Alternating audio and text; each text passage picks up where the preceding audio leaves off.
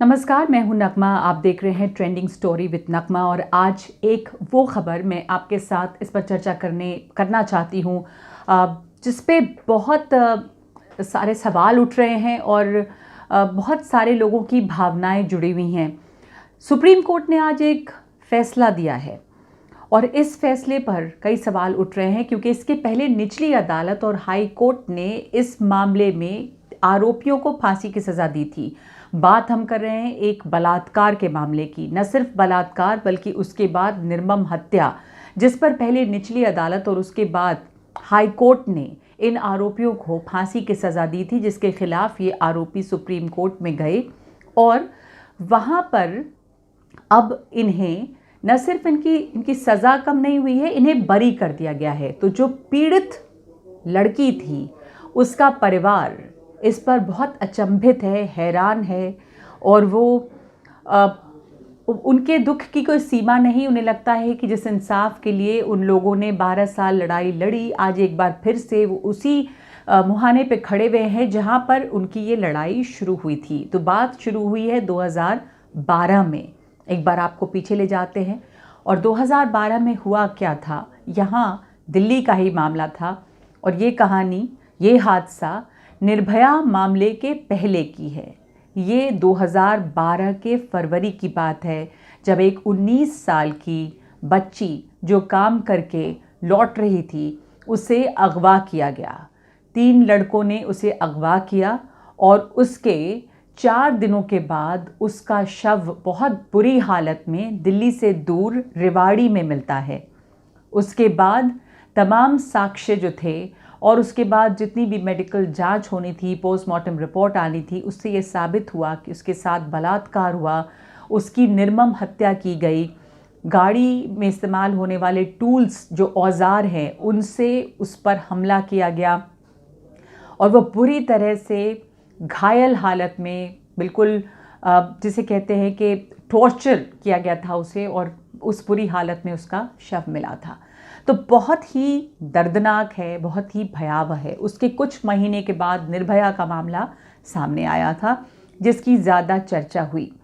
ये जो मामला था, छाबरा रेप केस के नाम से ये जाना जा रहा है, इसकी लड़ाई इस लड़की के परिवार ने लंबी लड़ी। बीच में 2-2.5 साल कोरोना की वजह से ये मामले जो थे ये कहीं पीछे भी छूट गए और उसके बाद अब कुछ महीनों से इसके ऊपर सुनवाई हो रही थी। इस पर सुप्रीम कोर्ट ने आज फैसला दिया।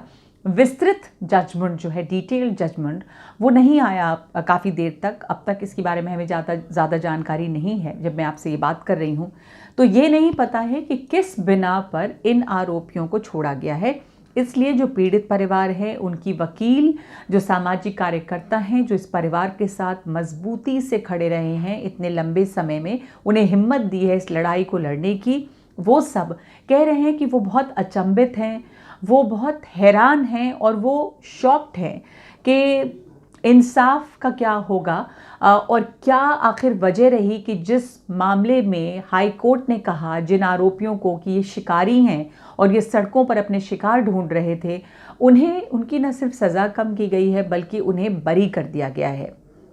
और ये जो आरोपी हैं 3 लड़के, इन लोगों ने बार बार पीड़िता के परिवार को धमकी भी दी है, न सिर्फ बाहर बल्कि कोर्टरूम के अंदर भी।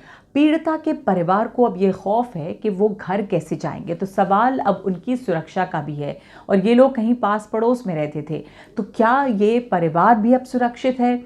उनके और बेटी है, उनके बच्चे हैं, वो किस तरह से रहेंगे अपने घर में? ये तमाम सवाल हैं और सवाल ये हैं कि कहीं पर क्या कुछ ऐसी बातें थीं जो हाई कोर्ट की नज़र में नहीं आई, निचली अदालत की नज़र में तो नहीं आई, तो शायद हाई कोर्ट की भी नज़र में नहीं आई। क्या कोई प्रूफ जब जुटाए गए या जिस तरह की इन्वेस्टिगेशन हुई, दिल्ली पुलिस ने जो जांच पड़ताल की, क्या उसमें कोई कमी है? या फिर जिन आरोपियों को इतने लंबे समय तक जेल में रखा गया, क्या वो आरोपी नहीं, कोई और आरोपी हैं? क्योंकि बलात्कार तो ज़रूर हुआ था, लड़की को की बुरी तरह से निर्मम हत्या की, उस पर वार किया गया और उसकी लाश जो है वो बिल्कुल बुरी हालत में मिली थी रेवाड़ी में। तो किसी एक परिवार ने अपनी बच्ची को खोया है, उसकी मौत हुई है, बहुत निर्मम हत्या की गई है। तो ये तो हुआ है, ये अपने आप में एक तथ्य है।